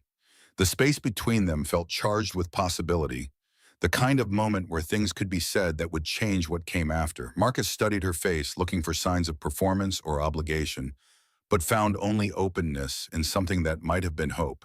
His words came before he could overthink them. Thank you for coming tonight. It meant a lot to Dylan. Elena met his eyes and held the contact. It meant a lot to me. The admission hung between them, weighted with implications about what they were doing, where this was going, whether 2 people from such different worlds could build something real, or whether they were just postponing inevitable disappointment. Marcus felt his heart rate increase, awareness shifting from friendly to something else, something that made him notice details he'd been trying not to notice. The way Elena's hair fell across her face when she leaned forward, the laugh lines around her eyes when Dylan made her smile, the elegant bones in her hands that moved with grace even when handling cheap pizza. He reached across the table and took her hand, the gesture feeling enormous and terrifying and necessary. Elena looked down at their joined hands, her fingers wrapped in his, and when she looked back up, her eyes held moisture that didn't quite become tears. Neither of them spoke. Dylan returned from the bathroom and the moment ended, but something had shifted. Some acknowledgement that this was more than friendship, that adults were navigating territories that required care because they involved a child who couldn't protect himself if they got it wrong. March brought the kind of cold snap that felt punitive, temperatures plunging below what was normal even for a city accustomed to harsh winters. Marcus woke at 2 in the morning to Dylan coughing. That particular sound that meant his asthma was acting up, triggered by cold air that made breathing feel like inhaling knives. He stumbled out of bed and went to his son's room, finding Dylan sitting up with his hand pressed against his chest, face showing the panic that came when breath became struggle rather than automatic. Marcus grabbed the inhaler from the nightstand and helped Dylan use it, counting the puffs and watching for the moment when breathing eased back toward normal. But when he put his hand against the wall, he felt no warmth from the radiator that should have been keeping the apartment heated. The landlord, a man named Gunderson who owned 6 buildings and treated tenants like inconveniences that occasionally paid rent, had been promising to fix the heating system for 3 weeks. Now it had failed completely, and the temperature inside the apartment was dropping toward dangerous. Marcus tried Gunderson's number and got voicemail, the recorded message suggesting he call back during business hours as if emergencies respected schedules. He tried the emergency maintenance line and got no answer.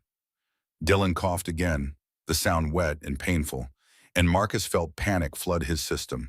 He couldn't afford a hotel, couldn't miss work to sit in an emergency room, couldn't let his son spend the night in an apartment that was getting colder by the minute. His fingers moved before his brain could construct all the reasons this was a bad idea, pulling up Elena's contact and typing a message that felt like admitting defeat. Sorry to bother you. Do you know any lawyers? Landlord won't fix heat, and Dylan's asthma is getting bad from the cold. The response came within 30 seconds, suggesting she'd been awake despite the hour. Is Dylan okay? Marcus typed back, he's struggling. Cold air triggers the asthma. I don't know what to do. His phone rang immediately, Elena's voice coming through with an urgency that matched his own panic. I'm sending a car. You're staying at my place tonight. I can't. Marcus, your son is sick. Please. The please broke through his resistance. He heard genuine fear in her voice, not for her reputation or convenience, but for Dylan's health, and understood that arguing would waste time they didn't have. He agreed, hung up, and began throwing essentials into the backpack they used for overnight stays that never happened because they had nowhere to go. Within 20 minutes, a car arrived, the driver helping them with their meager belongings and maintaining professional silence during the drive to an address in a neighborhood where Marcus had never been, because people like him didn't have business in buildings where penthouses cost millions.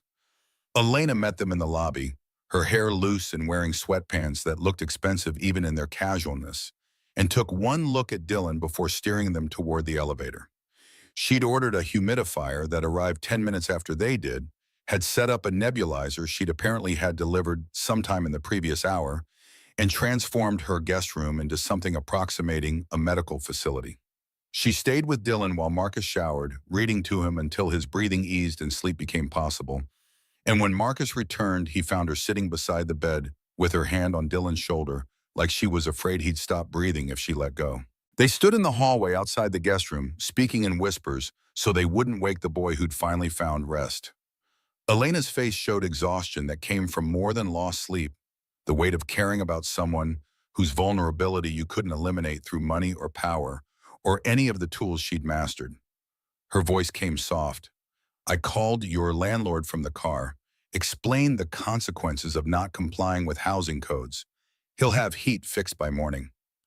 Marcus felt something in his chest expand and contract simultaneously. Gratitude mixed with the complicated shame of needing help he couldn't repay.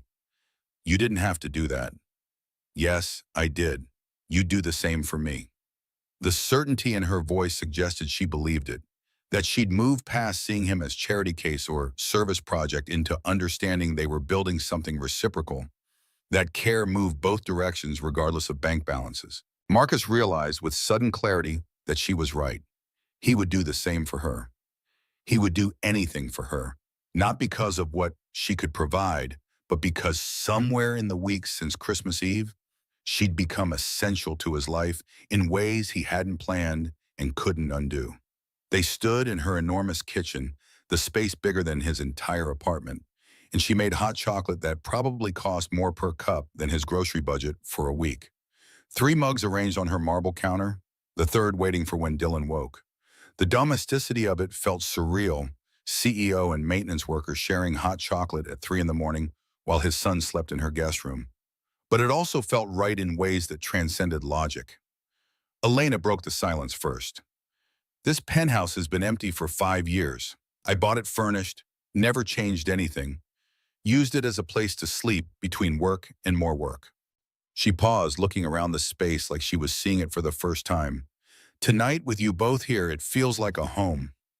The admission cost her. Marcus could see that in the way she held her mug like it was the only thing keeping her grounded. He set down his own mug and closed the distance between them, taking the space that had felt too large and making it appropriate. His hand found her waist, and she leaned into him, the gesture tentative but willing. And they stood like that for a moment that felt suspended from normal time. When he kissed her, it was gentle and questioning, asking permission that she granted by kissing him back with intensity that suggested she'd been wanting this for a while. The kiss lasted 10 seconds before they both pulled back, aware that Dylan could wake, that this was complicated, that they were building something fragile that required care. But Marcus saw in Elena's face the same desire he felt, the same recognition that this had moved beyond friendship into territory that came with different risks and different rewards. Her whisper came against his lips. I love your son, and I think I'm falling in love with you. Marcus felt his throat close with emotion that made words difficult. He managed to get out the truth that had been building for weeks. I love you too. Both parts. The CEO and the woman who cries over paper Santa hats. They stood in her kitchen while Dylan slept safe in the next room, and the city continued outside windows that overlooked everything Marcus had never thought he'd be close enough to touch. The distance between their worlds hadn't disappeared, but it had become navigable, mapped by connection that didn't erase differences, but made them matter less than what they shared. The months that followed passed an accumulation of small moments that built towards something larger. April brought their first official date, where Marcus hired a sitter he couldn't quite afford and took Elena to a restaurant that wasn't where he worked, where they talked until 2 in the morning about everything and nothing, discovering the particular pleasure of conversation that didn't have to end because someone needed to sleep or work or fulfill obligations to anyone else. May brought Elena's disaster attempt at cooking dinner, Marcus teaching her how to make simple pasta, while Dylan laughed at her mistakes and she laughed with him.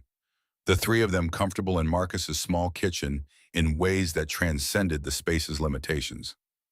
July brought their first real fight, Elena wanting to pay for Dylan's education at a private school, Marcus's pride wounded by the implication that he couldn't provide adequately, words exchanged that came from places of hurt rather than malice. She'd left his apartment angry, and he'd spent 3 days convinced he'd destroyed the best thing in his life through stubborn refusal to accept help. But then he'd gone to her penthouse and apologized, and she'd apologized back. And they'd worked through the complicated navigation of a relationship where economic disparities created power imbalances neither wanted but both had to acknowledge.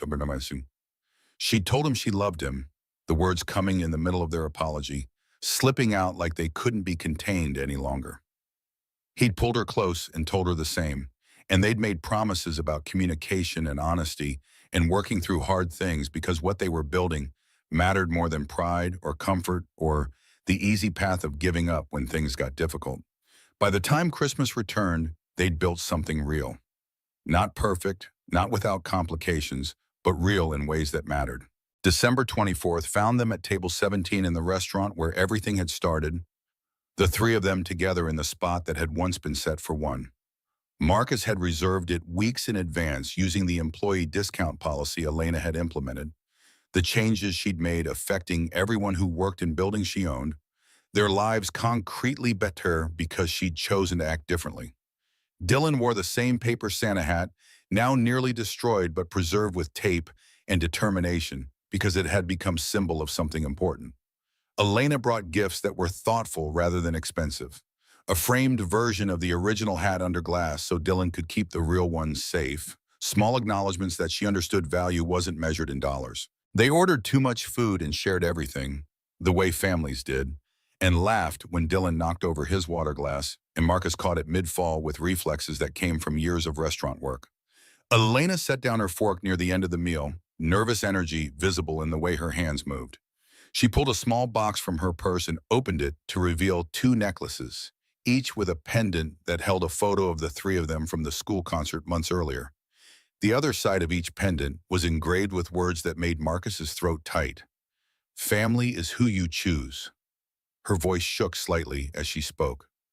This year, you both gave me something I didn't know I was missing. A place to belong, a family.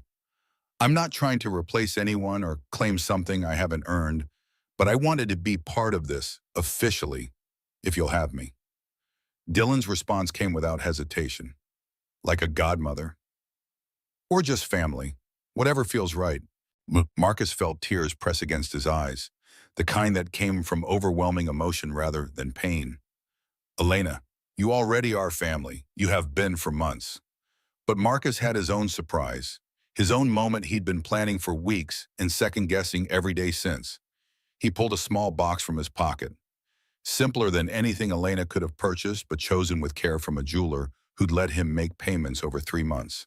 Inside was a silver band with a small stone, nothing elaborate or showy, but real and intentional, and meant to communicate everything he couldn't find adequate words for. His voice came rough with emotion as he opened the box.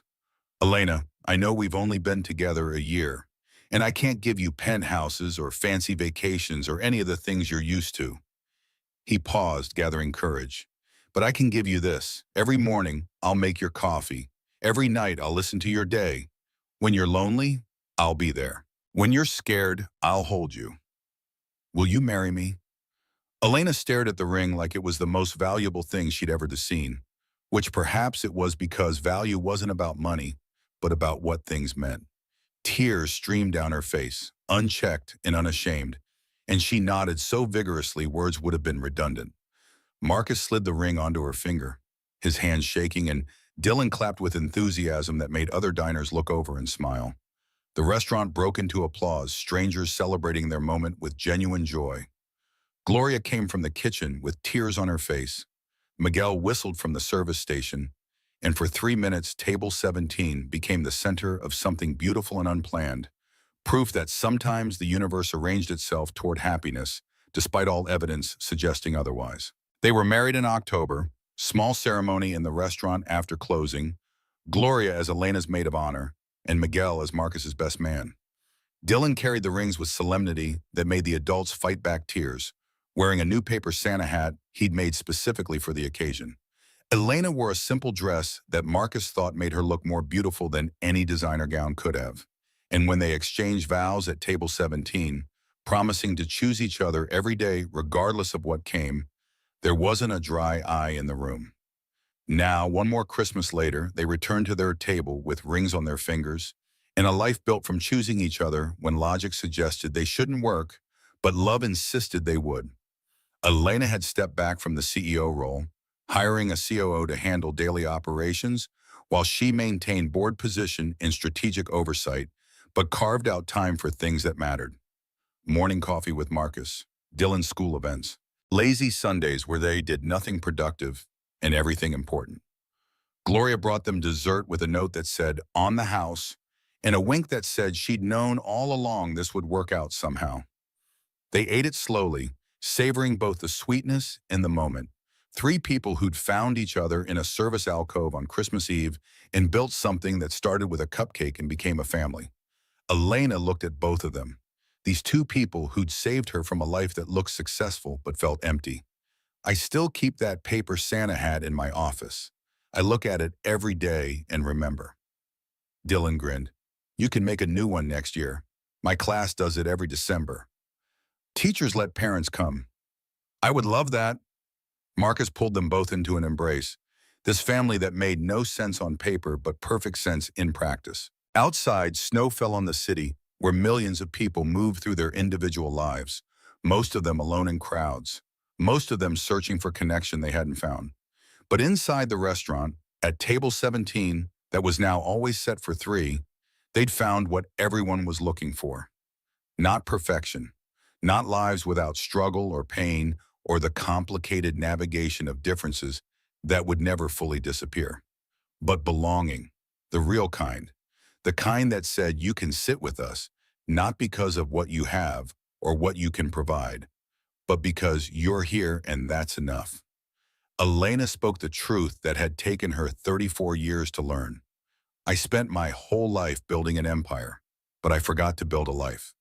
Marcus understood what she meant, understood that empires were constructed from isolation and competition, and the careful maintenance of distance from anyone who might make you vulnerable. Life required the opposite. It required letting people in even when it was scary, even when you couldn't control outcomes, even when love meant accepting that you could be hurt because the alternative was safety that looked like death. His response came quiet but certain. You're building one now. They left the restaurant together, walking into cold December air that made their breath visible. Three people holding hands as they moved toward the car that would take them home to the life they'd constructed from unlikely materials.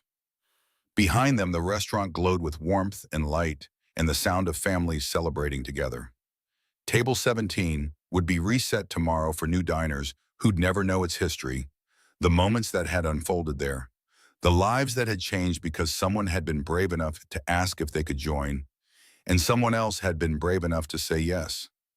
Christmas happened wherever someone waited for you, wherever someone saved you a chair, wherever someone looked at you and said, without conditions or requirements, you belong here.